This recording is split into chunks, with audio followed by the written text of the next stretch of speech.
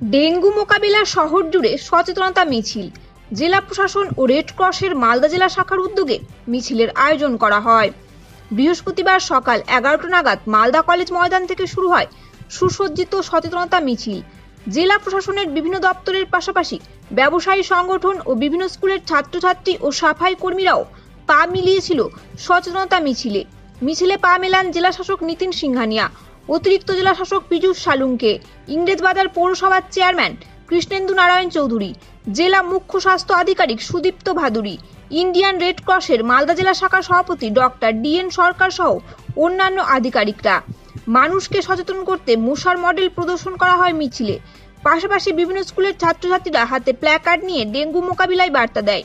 পথ চলতি মানুষদের মধ্যে বিতরণ করা হয় লিফলেট। সারা শহর পরিক্রমা করে মিছিল শেষ হয় মালদা শহরের বৃন্দাবনী ময়দান এলাকায়। সাধারণ মানুষকে সচেতন করতে জেলা প্রশাসন ও ইন্ডিয়ান রেড ক্রসের উদ্যোগে ডেঙ্গু মোকাবিলায় সচেতনতা মিছিলের আয়োজন করা হয় মালদা শহরে বলে জানান জেলা শাসক ও পুরপ্রধান।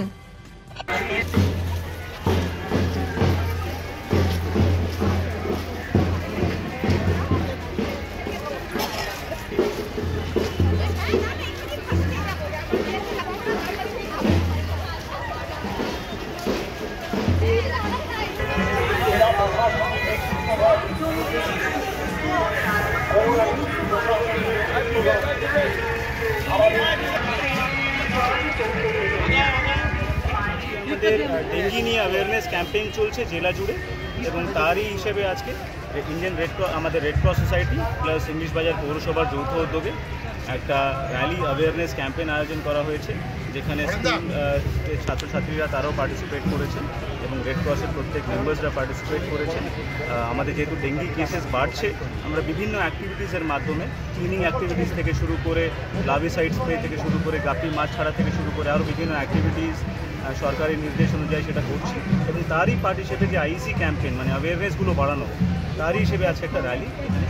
স্যার, যদি কোনো নেগলিজেন্সি যদি পান কোনো এলাকায় যদি ডেঙ্গু বাড়ে কি ব্যবস্থা নেবেন? আমাদের যে আছে কালকে স্পেসিফিক যে পঞ্চায়েত এবং ওয়ার্ডসগুলোতে বেশি ডেঙ্গি কেসেস হচ্ছে তাদেরকে স্পেসিফিক মিটিং এবং মান্থলি ক্লিনলিনেস ক্যালেন্ডার করা হয়েছে। সারা মাস জুড়ে ক্লিনিং অ্যাক্টিভিটিস হচ্ছে।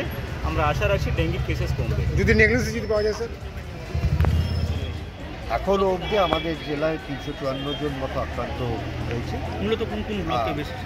আমাদের মিল্কি ব্লক, কালিয়াচক 1, 2, 3 এই 4টে ব্লকে আমাদের 70% রোগী আছে, কিন্তু আস্তে আস্তে এটা তো ওল্ড মালদায় হবে, হাবিবপুরে যাবে, মামুনগোলায় যাবে, রতুয়ায় যাবে, কারণ মশাকে তো আটকে রাখা যায় না, মশা তো যাবে আর মানুষের চলাচল চলবে। সুতরাং শহরে তো সব মানুষ আসছে। স্যার, এই 2 মাস কি খুব সেন্সিটিভ?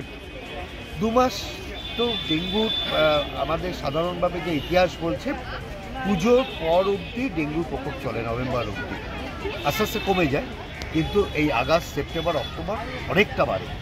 তো সেই সময়টার জন্য আমাদেরকে সবসময় সতর্ক থাকতে হবে।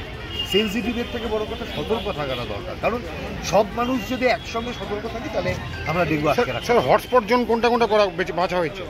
হটস্পট বিভিন্ন সময় বিভিন্ন সপ্তাহে অ্যালার্ট আসছে। এবার কোন এই মুহূর্তে আমাদের যেমন নরহাট্টা জিপি আছে, আমাদের কালিয়াচক 1 নম্বর আছে, সুজাপুর জিপি আছে, আমাদের কালিয়াচক 3 ব্লকের 2টি জিপি আছে, এরকম বেশ কয়েকটা জিপিতে আমাদের বিনোদপুর জিপি আছে ইংলিশবাজারের মধ্যে, আমাদের যদুপুর 1 নম্বর আছে ঠিক পৌরসভার পাশে।